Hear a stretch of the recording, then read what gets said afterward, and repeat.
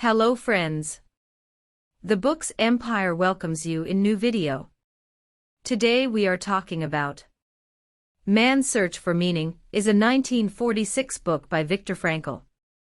Man's Search for Meaning is a work of nonfiction that deals with Viktor Frankl's experience living in Nazi concentration camps. Frankl never gives the reader a linear narrative of his time in the camps. Instead, he is more focused on explaining how the daily struggles of camp life affected the mental state of its inmates. As a result, he only gives details about his experience when those details can be used as evidence for his psychological theories.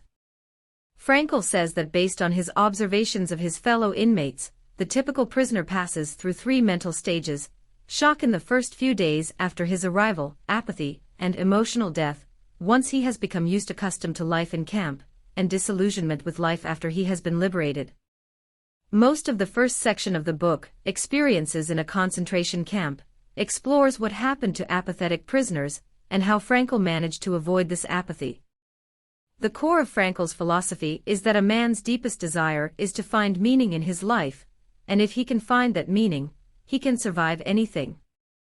Frankl found meaning in his experiences in the concentration camp by deciding that he was going to use his suffering as an opportunity to make himself a better person. Instead of becoming apathetic and accepting that he was doomed, he chose to embrace his suffering.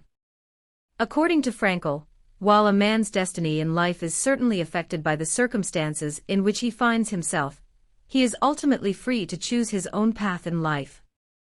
Even in the worst situation possible, man always has the freedom to choose his attitude towards life.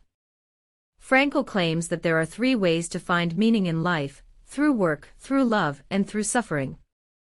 Frankl kept his will to meaning, or his desire to live a meaningful life, alive through his 3 years in the camps by focusing on the potential meanings he could create for himself. In addition to finding meaning in his suffering, Frankl motivated himself by thinking about the work he wanted to do after leaving camp. Namely, he wanted to rewrite his manuscript about logotherapy, a manuscript that the Nazis took from him when he arrived at Auschwitz. Frankl also found hope in love, and the image of his wife helped him through many of his most difficult times. Frankl was able to use his work, love, and suffering to keep himself alive because he felt that he was responsible for and to them.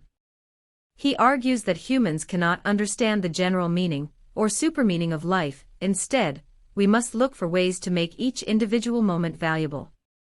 Every person has a unique vocation that only he can accomplish, and he is responsible for undertaking this job. The second section of the book, Logotherapy in a Nutshell, is devoted to explaining Frankl's ideas about logotherapy in more detail.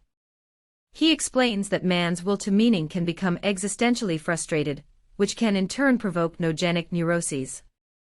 In other words, if a man cannot find the meaning or purpose in his life, he can develop mental problems that need to be addressed. Frankl argues that everyone should strive to be in a state of no dynamics, in which there is a tension between what one has already done and what one hopes to accomplish. To Frankl, this tension between past and present is vital to mental health. For those who need therapy, Frankl helps them overcome their anxieties and fears by using paradoxical intention, in which the person tries to bring about the precise thing he fears. Ultimately, logotherapy seeks to help its patients develop goals, whether they be getting rid of a phobia or surviving a horrible situation, and finding ways to meaningfully accomplish them.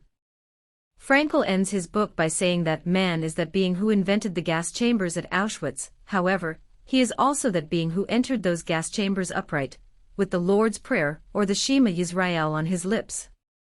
Frankl believes that while man is certainly capable of doing evil, no individual human must be evil. Every human has the capacity to change his behavior and attitude in every possible situation. In his postscript, Frankl reaffirms this belief as the basis for his tragic optimism, or belief in the importance of saying yes in spite of everything. Thanks for watching. Hope you liked the video. Please like, share and subscribe the channel.